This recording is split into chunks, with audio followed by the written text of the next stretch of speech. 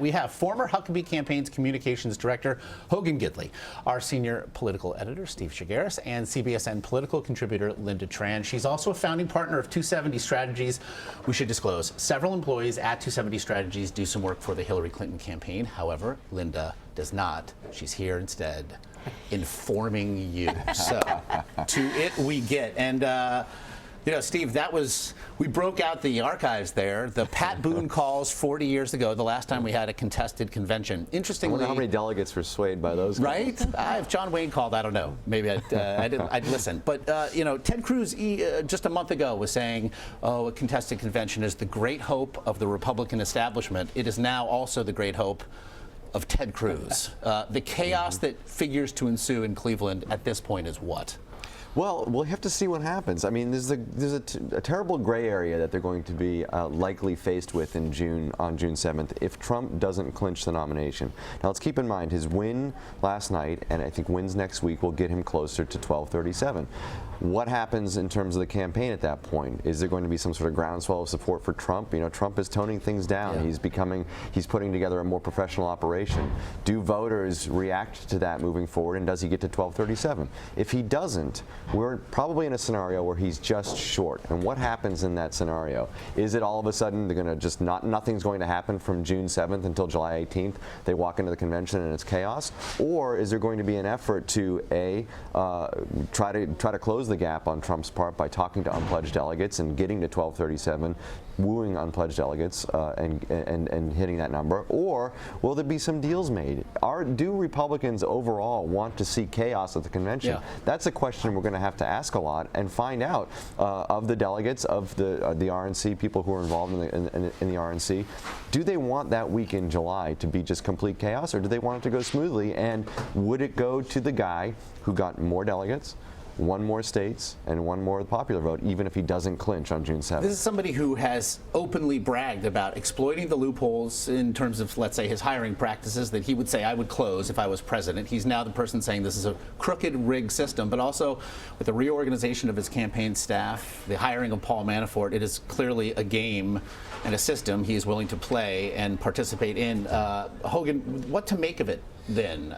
You know, his willingness, even as he rails against it, to participate in it? Well, there are basically two campaigns here, right? One is running for president, and the other is the undercurrent campaign, if you will, to try and secure those delegates so that you can actually become the nominee. This is the kind of stuff that the establishment loves because they usually have the infrastructure, the knowledge, the know-how to actually accomplish these things. That's why people like Huckabee couldn't quite get over the hump back in 2008. Santorum, we had a tough time in 2012 because we don't have the infrastructure, we don't have the money to go out and talk to all these delegates to get the rallying cry behind them. Typically what happens is someone, you know, has enough votes and they go on to win the nomination, and we don't have to worry about this. It is fascinating now that we're seeing on both sides some of the same delegate wrangling that went on decades and decades ago to try and secure this nomination. It's no doubt Cruz cannot win the nomination with delegates you know, through these primaries, but he can stop Trump by siphoning off just enough. The interesting part for me is actually when you get to the convention. If Cruz were to go to a second ballot, there's no guarantee that he gets the votes either. How many ballots does this take to actually secure a nomination for any one person? Because if Trump is up by several hundred, are all those 100 going to defect to Cruz? I doubt it. But also, and you have the numbers that suggest that if we get to a second, third ballot, and everybody can sort of, let's now suddenly wipe the slate clean. If they want to win in the fall, it suggests that John Kasich is the man they should all marshal behind. Right, but I mean, he can't win enough votes to win any state but his own home state. And then also, you know, it remains to be seen if he even can be submitted for nomination because of the 40B rule. Yep. How are they going to change that? Are they going to change that when those 121 people meet on the Rules Committee a couple of days before? Are they going to have the guts to change that rule? And if they change the rule, does it overtly help or protect an establishment candidate like John Kasich or now to some degree Ted Cruz? If that happens, I just think there's going to be complete chaos. Lynda, the mindset, meanwhile, of a delegate, obviously, as Hogan mentioned, they might be empowered in a way in both places, but certainly let's just look at Cleveland, for instance. New York exit polls show that the majority of voters feel that whoever has the most votes should get that nomination. is there a sense philosophically that delegates have going in that I'm going to listen to the will of the people, even though I could I could participate in the chaos? Well, so on the Democratic side, it depends on whether you're talking about those pledged delegates or the super delegates. And historically, pledged delegates really do go with the will of the people in their states. I don't think that that's going to change this go round. The flip side of that, though, is the super delegates who also get allocated as part of each of these primary elections. They're really free to vote whichever way they want to. A majority of them, as you know, have already come out saying that they support Hillary Clinton. And it's just very unlikely that those who have declared who they support, even if they're a superdelegate, are going to change their minds. Keep in mind, in 2008, even when Barack Obama was able to turn some of those folks who had pledged their support for Hillary Clinton, it was never more than 24.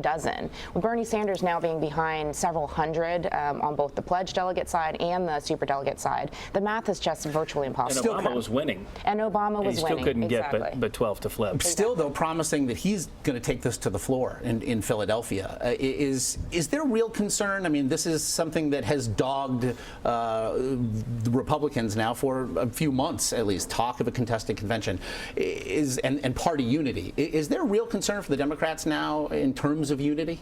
I don't think there's real concern the way that you're seeing it in the Republican Party. I think part of the reason why it's so concerning on the Republican side is because there's a possibility that this could be an all-out brawl on the floor. On the Democratic side, it's just very unlikely. You have to remind people that those superdelegates are strong party stalwarts.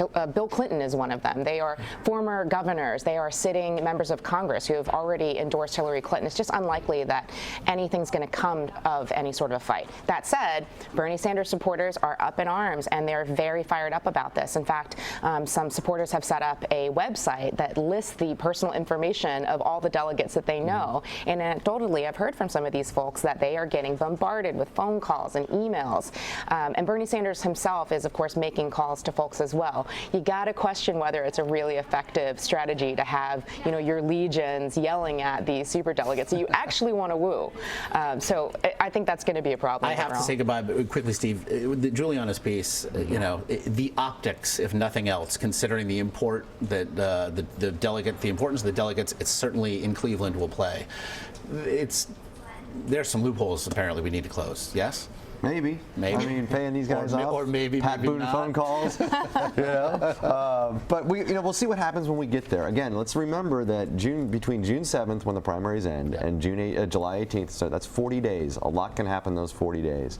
And if Trump is close enough, there's going to be a lot of debate. There's going to be a lot of dealing, whether it's wooing delegates or whether it's just trying to get him over the top, or completely derail him. We'll see what happens, but it's going to be that 40-day period is going to be insane and fun to watch. We're going to be wedging all of you then onto the set each and every day to discuss it. Although I hear watch a trip with Jake's across the street there with Steve. From what I'm told. That's the second bar reference you've made. I'm breaking news. It's been that sort of day. It's been a weed story, Already. 2 bar stories. Already. Yeah. Well, this 420 stuff, that's all anecdote. From what my copious research has suggested. Steve, Lynda, Hogan, respectively. Thank you. Thanks.